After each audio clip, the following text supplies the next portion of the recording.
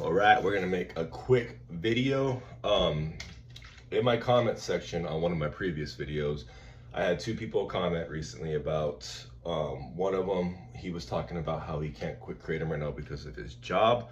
He can't go through the withdrawals while he's at work, and I completely understand that. That's what kept me on Kratom for so freaking long, was my work life and my outside work life, my family life, etc. So it was so hard to come off of Kratom because of the lifestyle that I had created and the lifestyle that I had.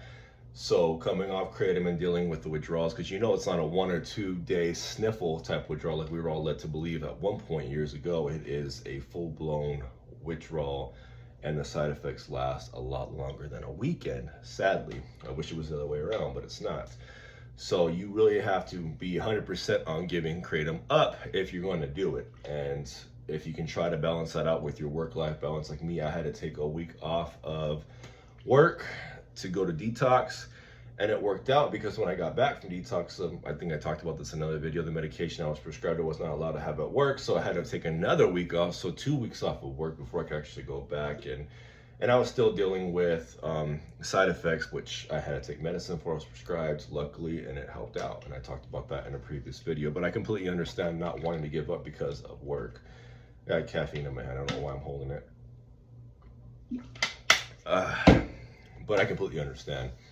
I had somebody else comment, and she had made a comment about her not having medical insurance. And she had quit Kratom cold turkey, and the depression, the restlessness, anxiety, everything was just too much for her. She was able to give it up for a little bit, a couple weeks, I believe she said, and then she had to go back to it.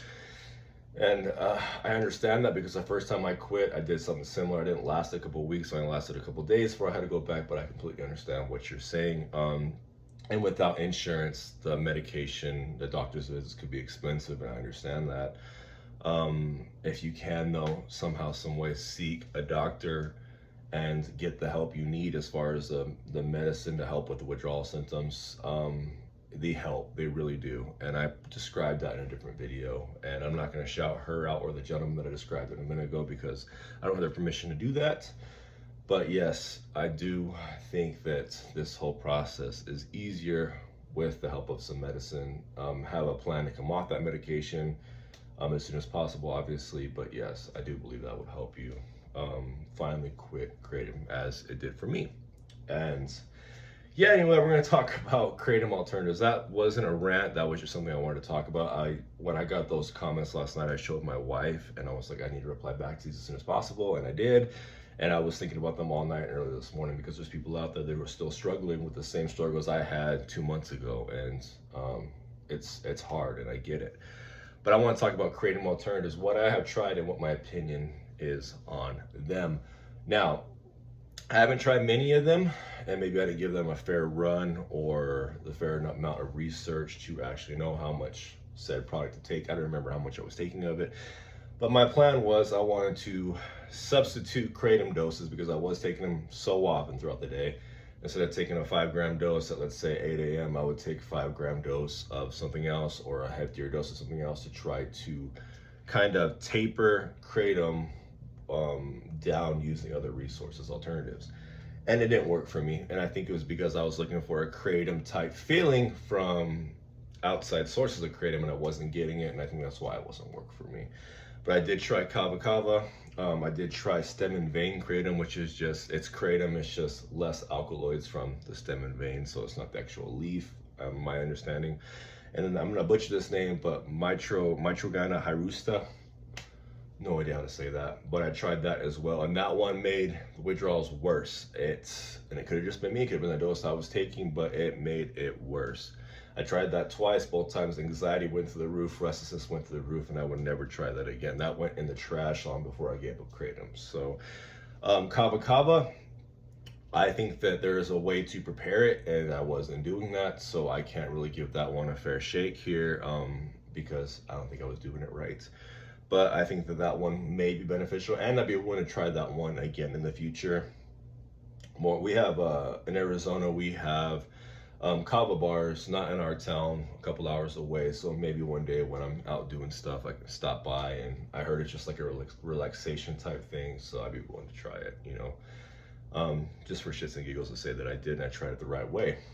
Do I want to take it every day? No, I don't want to take anything every day except for caffeine because I'm addicted to that. And I'm long gone and giving that up, especially now that I get it for free.